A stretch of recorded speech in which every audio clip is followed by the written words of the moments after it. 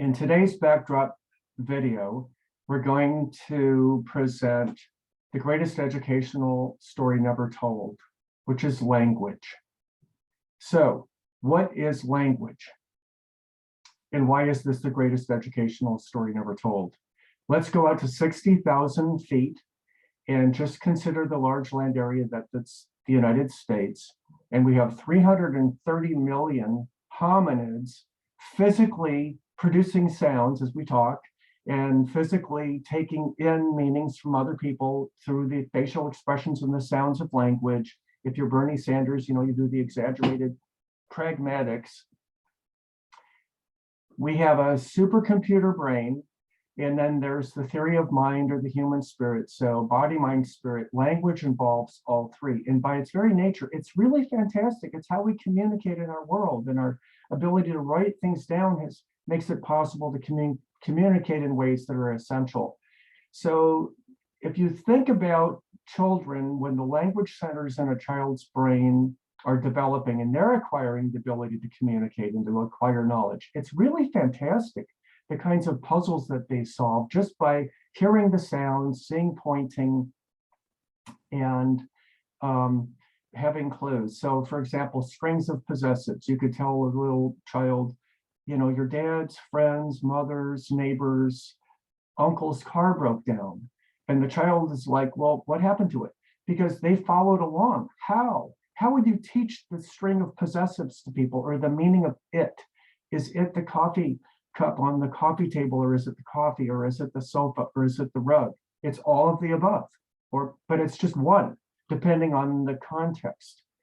And so I could go on with a lot of examples of how fantastic language is just by nature, but here's a second way it's fantastic if we consider the vast variety of language within US English. So people in the United States are speaking every foreign language, every language spoken in the world. But just within US English, there's a lot of variation. The big map here is the general American English dialects. There's a lot of different variations. Most of us don't know just how many there are. The small map in the upper left-hand side, the blue, is African American English. This is a major linguistic system too, and there's also a lot of dialectal variation within it. The green map is Spanish-influenced English. Again, lots of different variation. There's Chicano English, there's Puerto Rican English, Haitian English, and so on. And then the bottom left-hand map is Native American languages that Creoled with English. There's also a Hawaiian Pidgin that's prevalent on the West Coast. So there's lots of variety within US English.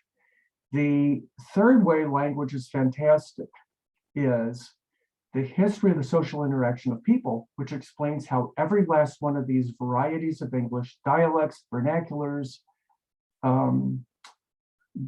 evolved.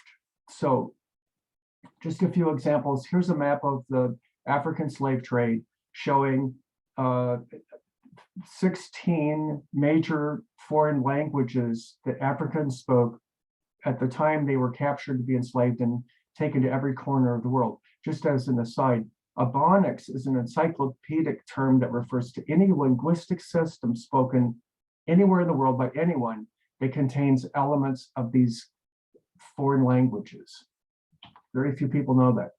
The Great Migration map explains the migration of African Americans from the South to across the country. This explains a lot of the dialectal variety that exists today within African American English, which some people call a language because of the dialectal variation within it. Here's a map of New Spain, 1819, which would be a good starting place for a backdrop to describe the history of the social interaction of people, which helps to explain the Spanish English influenced varieties of English spoken today. Here's an immigration map showing the migration patterns of people from the Northeast, mostly Eurasians, as they migrated or moved into the southern parts of the United States and eventually across to the West. So my vague biblical reference in the title to this is, if you, not to conflate church and state, but if you have a sense of faith in your life, only God could know language because of how vast it is. It's just fantastic. And yet our brains are loaded up with profoundly bigoted beliefs about how people talk, which is the biggest part of anyone's cultural experience in their identity. In a word, we all have this piece of software code in our supercomputer brain that there's a correct way to speak US English. And there isn't. There's a standardized way that most English nonfiction texts, the texts children learn, there's one dialect became the one that everything became standardized in, or much the texts. But there are all of these different ways are the correct ways to speak US English.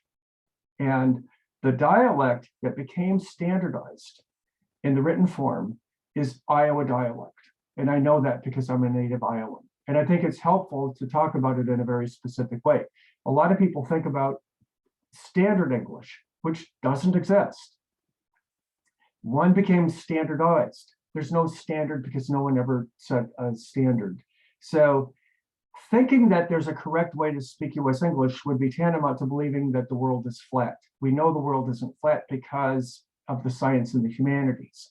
So if you go through your life today believing the world is flat, unless you're a cartographer or an explorer or an airline pilot or something, you're not going to cause any problems. If you go through your life believing that there's a correct way to speak US English, you're a walking, talking microaggression machine.